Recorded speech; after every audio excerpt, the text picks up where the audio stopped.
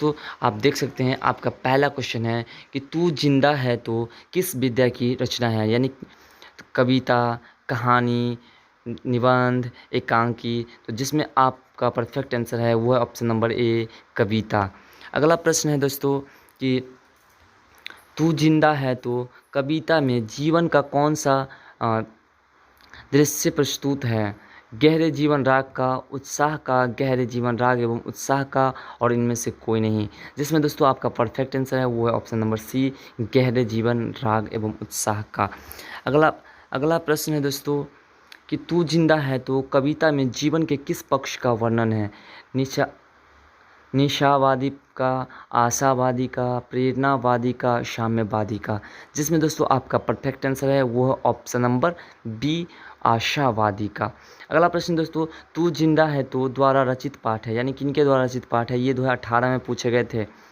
तो दिनकर जी, शंकर शैलेंद्र, हरिऔध और निराला। जिसमें आपका परफेक्ट आंसर है वो है option number B, Shankar Shailendra.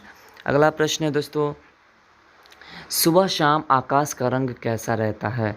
नीला, हरा, लाल, कुछ नहीं। जिसमें दोस्तों आपका परफेक्ट आंसर है वो है ऑप्शन नंबर सी, लाल।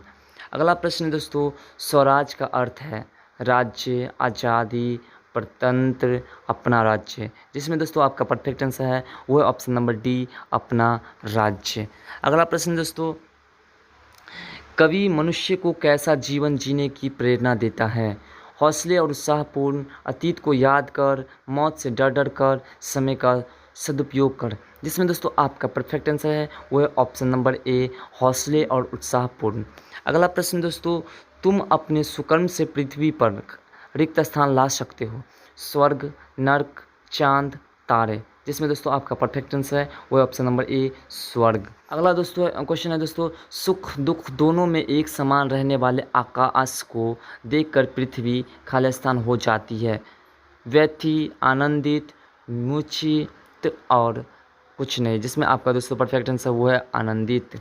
अगला प्रश्न दोस्तों, कैसा व्यक्ति जिंदा माना जाता है? निराशा रहित, घमंडी, स्वाभिमानी, आलसी और अकर्मण्य। जिसमें दोस्तों आपका परफेक्ट आंसर है वो है ऑप्शन नंबर सी, स्वाभिमानी। अगला प्रश्न है दोस्तों कि कवि शंकर शैलेंद्र तू जिंदा है तो कविता में देशवासियों को क्यों संगठित होने की बात करते हैं? आज़ादी प्राप्ति के लिए, जुलूस निकालने के लिए, धरती को स्वर्ग जैसा सुंदर बनाने के लिए, और इनमें से कोई नहीं। जिसमें दोस्तों आपका परफेक्ट आंसर है वो है ऑप्शन नंबर ए, आज़ादी प्राप्ति के लिए। तो दोस्तों आशा करता हूँ कि हमारे द्वारा दिए गई यह जानकारी आपको बहुत अच्छा लगा हो। हमारे द्वारा बताए गए इस चैप्टर से 11 ऑब्जेक्टिव क्वेश्चन आपको बहुत ही महत्वपूर्ण लगा हो। इसमें से दोस्तों आपको 100% हम गारंटी देते हैं कि इसमें से कम तो 2-3 ऑब्जेक्टिव एग्ज़ाम्स में आ ही जाएंगे। तो दोस्तों इसी तरह से नए टॉपिक्स के साथ हम मिलते हैं फिर अगले वीडियो में। तब तक के लिए बाय दोस्तों। और यदि आप अभी वीडियो को लाइक नहीं किए तो लाइक करके और शेयर ज़रूर करें अपने दोस्तों में, जिससे कि उसे भी इस वीडियो का लाभ मिल सके।